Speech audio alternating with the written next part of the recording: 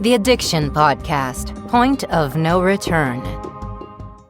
Hello, I'm Joni Siegel, the host of the Addiction Podcast. In 2022, over 100,000 people died from drug and alcohol abuse, and that number is growing daily. Fentanyl poisoning, pot, cocaine, heroin, and even psychedelics and alcohol all contribute to this crisis, while we're bombarded with promotions from thousands of rehabs. Newborns are born addicted, and the majority of homeless people struggle with drug addiction. Drug dealers exploit online resources to sell to teens, and antidepressant use is spiraling out of control. This podcast features brutally honest guest interviews revealing harsh realities and offering hope and solutions through their stories. We don't sugarcoat anything. Guests speak raw and real. More importantly, you'll find inspiration to understand, overcome, and achieve recovery, whether for yourself or to help others, some within your own family, many among your friends or associates. Whether you're seeking help or just a glimmer of hope, our podcast equips you with the latest insights to confront this generational battle. Many listeners tell us they want to join the fight, but do not have the time or money to act, lobby, or just help. If that's you, go to www.patreon.com/theaddictionpodcast and see how you can help. Reverend Melissa Hayward-Tucker, thank you for joining us today. Thank you, Joni, for having me. Absolutely. Melissa, tell us your rock bottom. You know, this podcast is called The Point of No Return. What was your rock bottom? How bad did your addiction get? My addiction took me to homelessness. I can remember the last day I used. I was in a back garage of my aunt's house. The lights were only on and the water was working because she paid the bill in the front house. But I was homeless. And I was back there getting loaded. And I got so high that I thought I was going crazy. I looked at myself in the mirror and I began pulling my hair out. Hi, my name is Amy Newman, and my husband Bobby and I have a business called Newman Intervention Services. We provide intervention services for families who have loved ones struggling with drug addiction. Our goal is to help individuals get the support and treatment they need to overcome addiction and start on the path to recovery. With our personalized and compassionate approach, we guide families through the challenging process of getting their loved one into rehab and onto a road of a healthier future. Together, we can make a positive difference in the lives of those affected by drugs. If you or someone you know is in need of an intervention, don't hesitate to reach out to us. Let's work together and bring hope and healing to those battling addiction. Call 866-989-4499 today and say the word podcast to get a 10% discount. Or go to newmaninterventions.com and type in the word podcast for a 10% discount. This service comes with a free 1-hour consultation with Bobby. I thought I was losing my mind. I, if you will, thought I was having an exorcist moment. Like my head was turning. And a very small voice said, "You need to get out of here." So I left from where I was at and I went to another addict's house. And I said, "I think I'm going crazy. Like I need to leave that SHIT alone." And they said, "Well, Melissa, I found this flyer. And it was to a recovery home." And I said, "Oh no, I can't go there." Because I had went there before. But when I went the first time, I had a mask on. I mimicked what people said over the pulpit. But I was still living another life. I was still in the life. I was still hanging out with the same people. I was still kind of dabbling here and there. I was wearing a mask. Mm. And I thought how embarrassing it would be to go. Ah. And what God did for me is he allowed me to go to sleep, and we both promised, okay, if you go, I'll go. So we went to sleep. We promised each other, okay, we're going to both go in the morning when we wake up, but I need to still myself. I've got to go to sleep. And I did that. And the next morning I was ready. I wanted to go to recovery.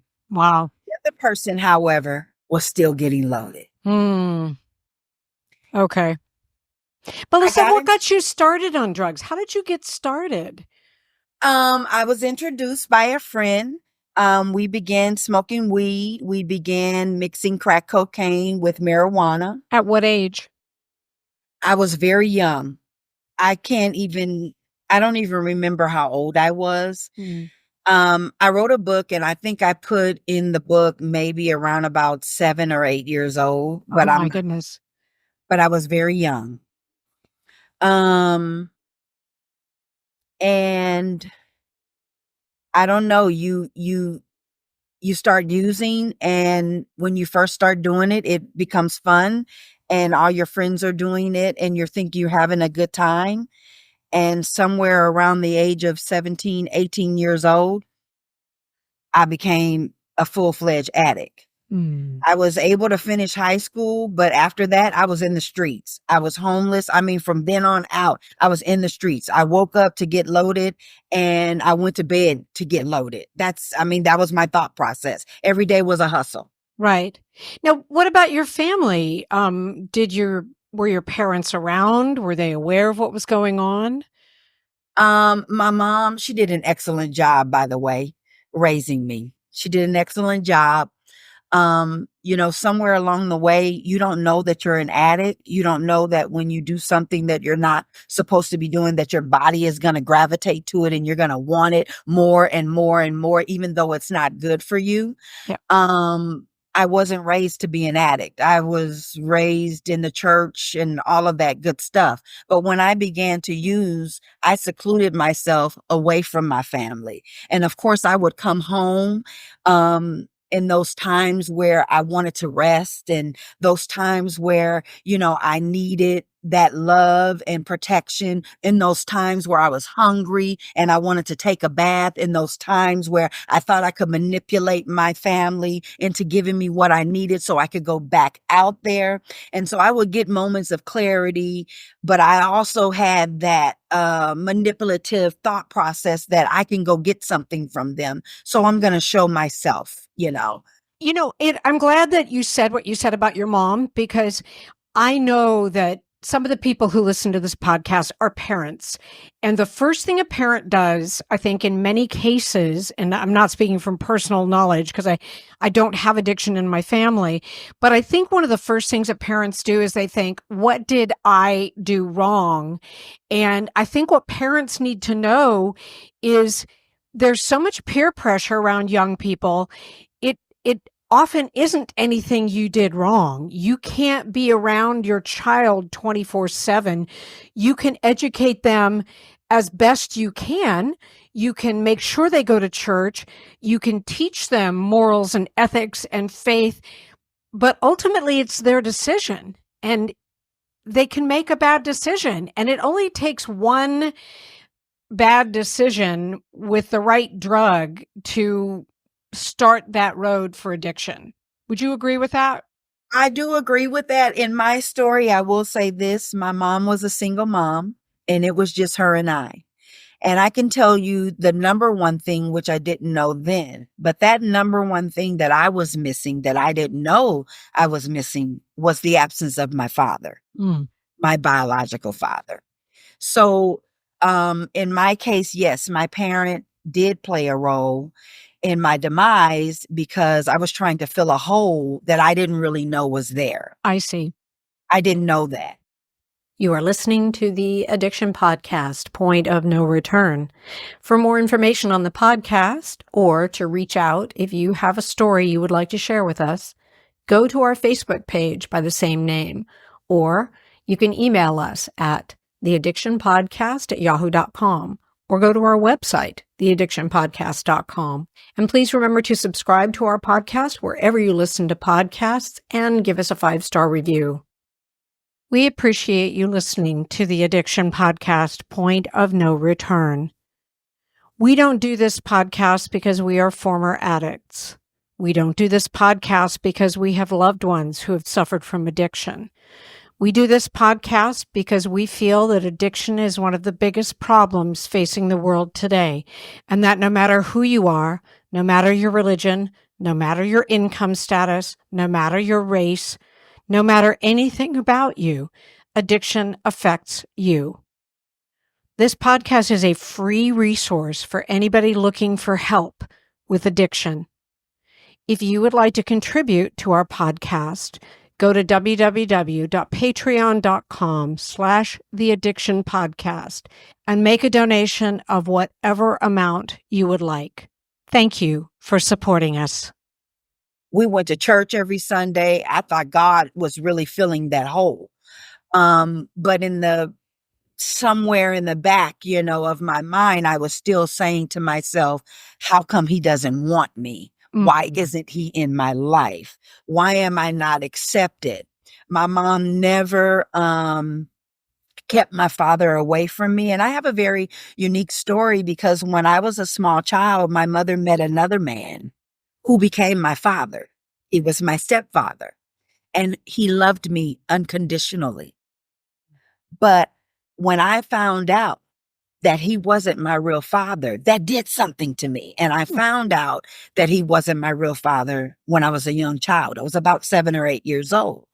And thus it began. You see? Yep. And so I did not know at that time that I was longing for my real father's love. Like, why isn't this man in my life? And then when I found out who he was and where he lived and that he had 5 other children, my mind further went there. Like, why can't you love me? I was your firstborn. Right. Why couldn't you love me? And so that was a very strong hole in my life. And I often describe it as looking for love in all the wrong places of me being out in the streets, doing drugs and alcohol. Yep. I couldn't shake it. So, okay. So you then went to rehab when your friend didn't go. Back to that story. And what happened there? You're not going to believe this. Of course I am. So I'm on my way, to the rehab place. And this very small voice says, you should go home real quick because you have some money in the third pocket to the left of your closet in that purple, whatever, jacket. Cause I would hide things, when I got loaded. And so I went home that morning to see if I could just go get one more. And my whole family was outside. Everybody they were washing clothes. They were, cleaning the yard, mowing the yard, sweeping the front porch. I mean, like everybody was outside doing something. It was a beautiful sunny day. And I passed by the house and I kept going because I was embarrassed.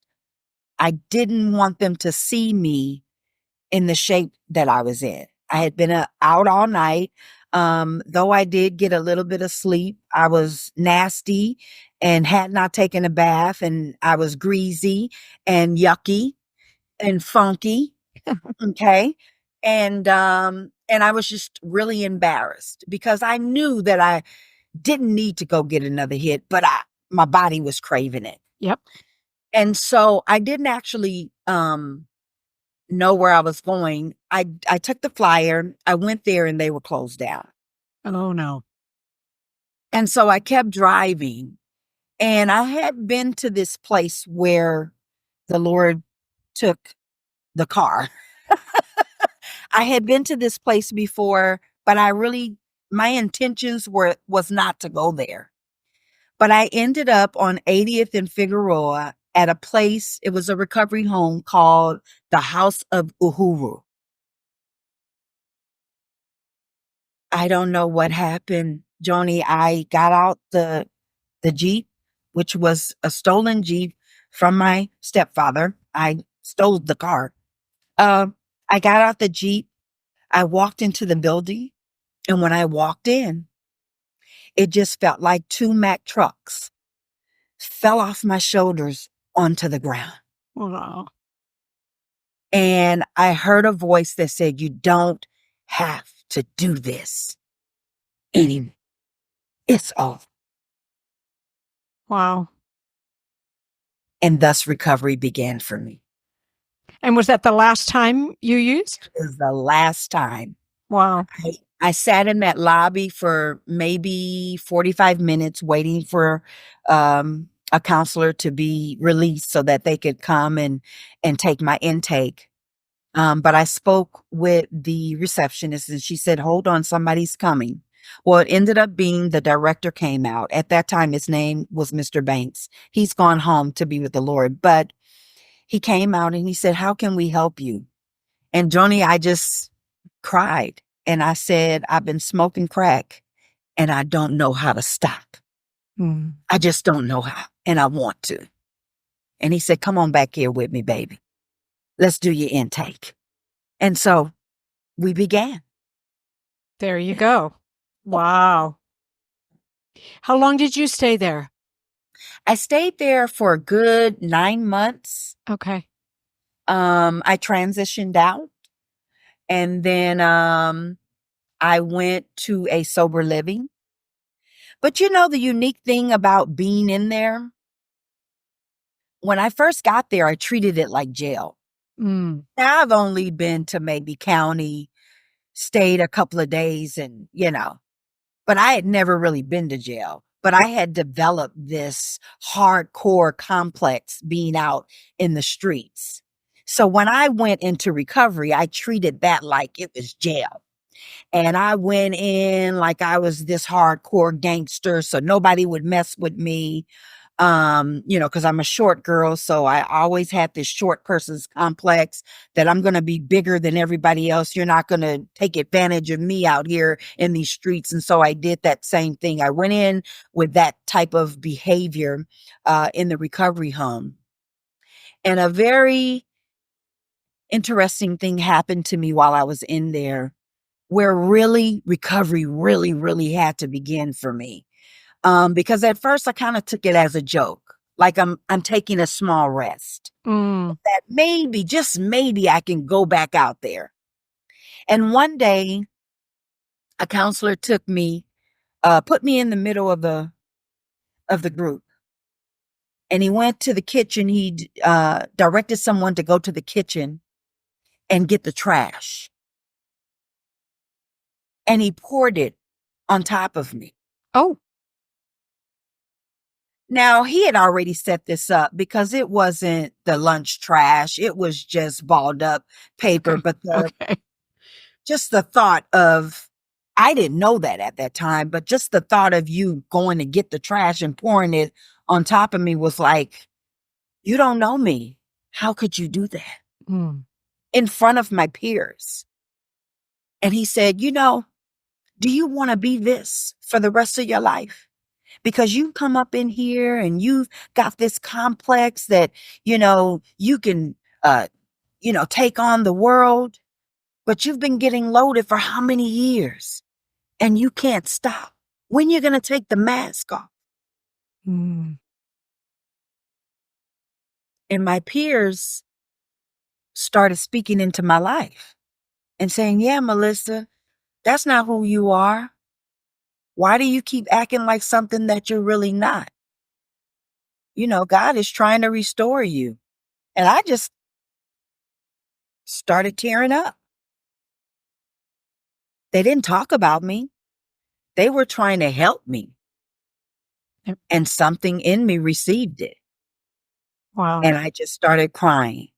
And the one thing I shared was about my dad not being in my life. Mm. And when I released that, recovery began. I was receptive to every group, every assignment the counselor gave me, every one-on-one that I had. I shared my heart's desire and I got all that, whatever that stuff was, I got it off of me. And I began to walk in recovery. I received the 12 steps. I received my sponsor. Every directive that someone gave me, I was in there to get clean and sober. And that's the mindset I had. And that's the mindset I still have today. That's awesome. And that's the mindset that you have to have if you're going to get clean and sober. Yeah. Yeah. So when you left there, how did you end up? Because now you have your own ministry. How did that come about? Yeah, so I left there. I went to a sober living. I stayed there for maybe 3 years. And then I got my own place. The Lord blessed me. You know, I got a job. I got a steady job. I got my own place. And then I just began to, I joined a ministry that I became very committed to. And the Lord in 2006, so I got clean on January the 29th in 2001. In 2006, the Lord gave me the vision to create God's Vessels Ministry. I wanted to be able to pour into other addicts the way people have come along and poured into me throughout the years. The one thing that stuck with me was when I was out there getting loaded, I didn't have soap. I didn't have deodorant. I didn't have lotion. I didn't have hair products. I didn't have these things. And so, I would go to a gas station and try to clean myself up in a dirty, nasty bathroom. And I just remembered, those situations. And so the one thing that God told me was God's vessel is to pour into others. And so on a quarterly basis, we give out toiletry bags to those out on the street. And while we're giving out those bags, we try to evangelize and bring people, into the rooms and bring them to Jesus and, change their lives so that they can begin to walk in the transformation that I've experienced since I've become clean and sober. Wow. That's amazing. Do you have a website? I do. It's www.godsvessel, GODSVESSEL.com. Okay. So ministries is not part of the URL, just No. godsvessel.com. Yes. Wow. And this is in Los Angeles? That's where you're located? Yes, we're in Los Angeles.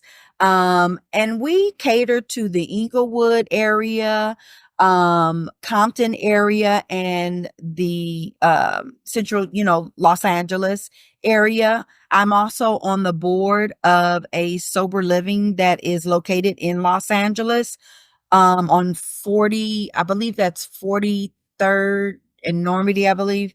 And I'm able to pour into those ladies.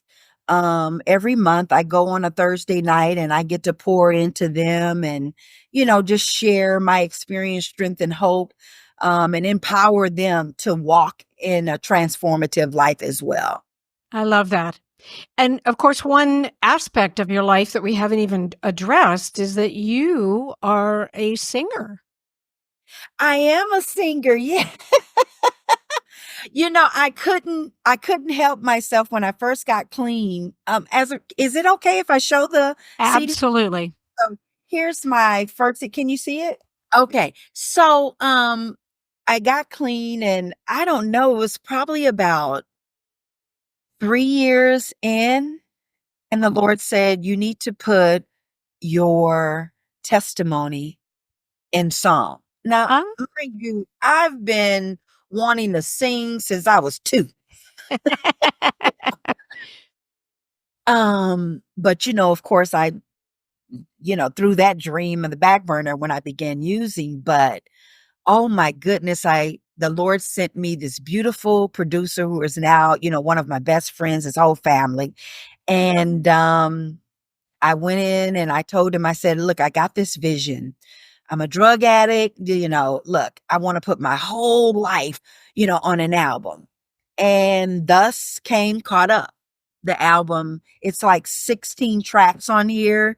You get a plethora of my testimony talking and then songs of what I've gone through. It's an incredible album. Wow. Is it also streaming? Is it also on YouTube? So it is, you can go to melissa.hayward.net. Okay. And you can get it there. You Okay. can listen to it, or you can also download, the album there. Okay. And so for the listeners, it's Melissa with 2 S's HAYWARD.net. And the album is Caught Up. Yes, that is it. Melissa, can you share with us a success you've had with your ministries that will resonate with the people who listen? Well, I think the biggest success is having people, call you back after a couple of years and say, guess what? I'm married and, I got my own place and I got a job and I've been clean for X amount of months or years. That's probably the biggest success. Or somebody come to you and say, thank you so much for, your album. It saved my life one night. I wanted to commit suicide. And I get those messages quite often. And that makes it all worthwhile, doesn't it? It makes it all worthwhile. We just had a conference, a recovery conference, and I just cried. It was a beautiful conference. We had great speakers, but at the end, of course, we opened up the doors for people to receive Christ. And one person came up who did not register, who did not, already know our circle or anything like that. And that's what it's all about. Yep. Just the one, And so that's the biggest success story I could ever give you, is that somebody changed their life because of my testimony. And that's wonderful. Melissa, thank you so much for talking to us today. Just listeners, once again, it's God's, Gods, Vessel, VESSEL.com. And I'm assuming if they go to your website, they can reach out to you. They can reach out to me. Yes. Okay, perfect. Everything's there. Both websites, you can reach out to me. Good. So that's melissa.hayward.net or godsvessel. Is it .com or .org? .com. .com. So godsvessel.com. Thank you so much, Melissa. You are making such a huge difference in the lives of so many, and I appreciate you for that. Thank you, Joni. I appreciate you and your team.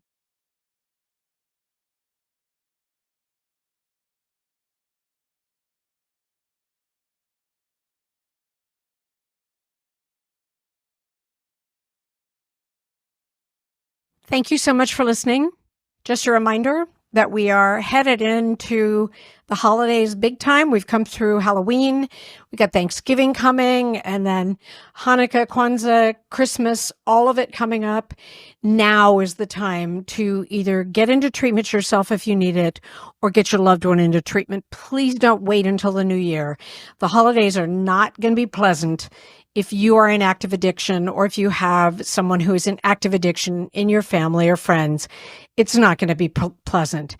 So get into treatment now. And what better gift could you have? And what a great way to start the new year, by being clean and sober. We'll be back again next week with another interview.